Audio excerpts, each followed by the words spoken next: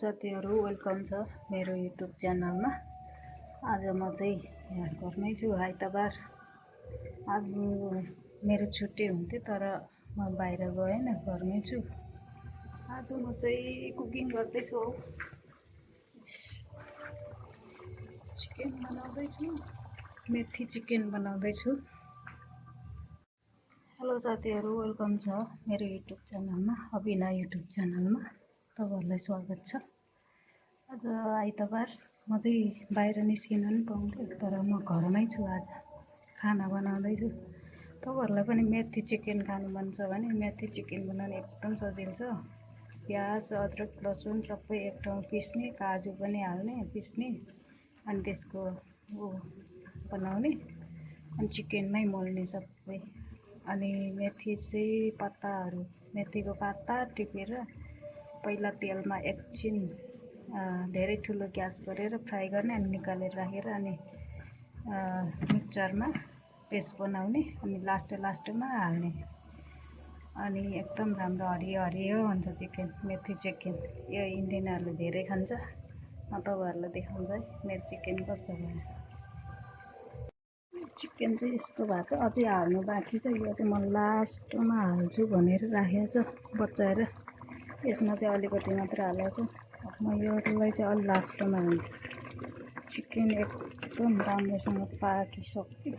मेथी chicken एकदम सजिलो छ। मैले दही पनि 1 चम्मच हालेर मोलेको सबै एकै ठाउँमा, अनि तेलमा मसलाहरू ल्वाङ, सुकमेल अनि सबै तेलमा हालेर अनि चिकन हालिदिएको।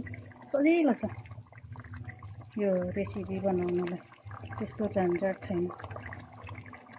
यहाँ चाहिँ प्रेसर कुकरमा मैले कालो दाल बोइल गर्नु राखेको छु। अब दाललाई पनि घिउमा झान्नुपर्छ एकदम राम्रो गरेर। म चाहिँ यसलाई हालिदिन्छु।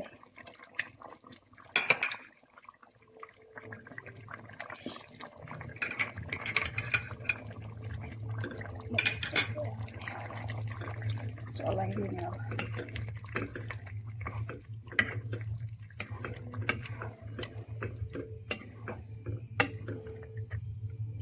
मेथी चिकन बन्यो है। मेथी चिकन खतरा बनेको छ। यो रोटी, पराठा इन्डियनहरूले त्यस्तै खान्छ। भातसँग पनि खानु मिल्छ। म त भातसँग खान्छु। खतरा मिठो भएको छ, एकदम सफ्ट नरम भएको छ चिकन पनि, हात छैन। यो सानो आगोमा बनाएको मैले चिकन चाहिँ, अनि त्यही भएर यो ग्रेभीमै पाकेको, त्यही भएर सफ्ट भएको छ, नरम एकदम राम्रो देखिएको छ। हेर्नु त चाहिँ अब पाकिसक्यो लगभग। अब म ग्यास बन्द गर्छु।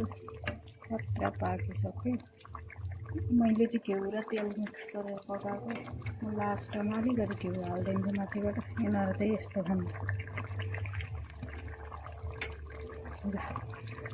मेरो चिकन रेडी भयो। कस्तो राम्रो भएको छ पराठासँग।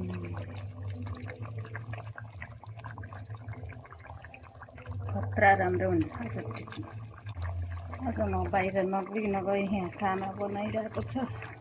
आज मेरो छुट्टी त हुन्थ्यो तर गएन बाहिर। घरमै बसेपछि खाना बनाउनुपर्छ, सबै काम गर्नुपर्छ। यहाँनिर खुर्सानी पनि यो टन्ठ भाँच्दैछु। यस्तो गरेर यस्तोमा राख्दैछु। तपाईँहरूले कसरी राख्छ? यस्तो राख्यो भने सजिलो हुन्छ। यो कुहिँदैन, यहाँबाट कुहिँदै जान्छ कि यो हेर्दैसित राख्यो भने यस्तो। म किन बिस्तारले बोल्यो भने हाम्रो मान्छे छ कि त्यहाँ म्युजिक बजाएर काम गरिरहेछ हाम्रो घरको पुरा। त्यही भएर म चाहिँ किचनमा त्यहाँ म देखाउँछु त। त्यहाँबाट ढोका छ, त्यहाँबाट भित्र काम गरिरहेको छ कि म्युजिक बजाएर काम गरिरहेछ।